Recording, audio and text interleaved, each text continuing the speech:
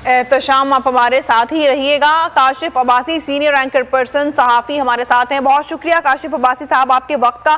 क्या कहिएगा, एक के बाद एक किसी न किसी सहाफ़ी को निशाना बनाया जाता है, ना बाकायदा कोई गिरफ्तारी, ना कोई वारंट, अचानक से किसी को उठा लिया जाता है। कैसा रवैया है ये इस हुकूमत का? फस्ताई रवैया है जी। हम तो इन्हीं के मुंह से फस्ताइयत की तारीफ दे रहे हैं पिछले 3-3.5 साल में।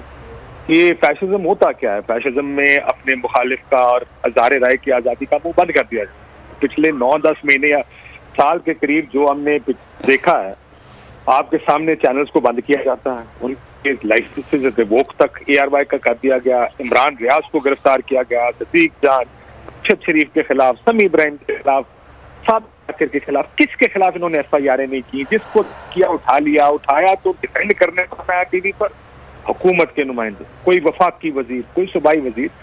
इनको शायद ये लगता है कि सहाफत सिर्फ आज़ाद उस वक्त है जब जो भी खड़ा हो वो उनके हक में बात करे। वो पाकिस्तानी पॉलिटिक्स का एक बहुत अलमिया है ये कि हमारे यहाँ पर असूल की बात सिर्फ अपोजिशन में की जाती है, जब हुकूमत में आते हैं तो हर किस्म का असूल कॉम्प्रोमाइज होता, ना सिर्फ कॉम्प्रोमाइज होता बल्कि ये जो कुर्सी की लड़ाई है जिसमें अपने मुखालिफ सियासतदान को फारिग कर दो, एक सियासतदान इनके साथ मुकाबले में खड़ा है।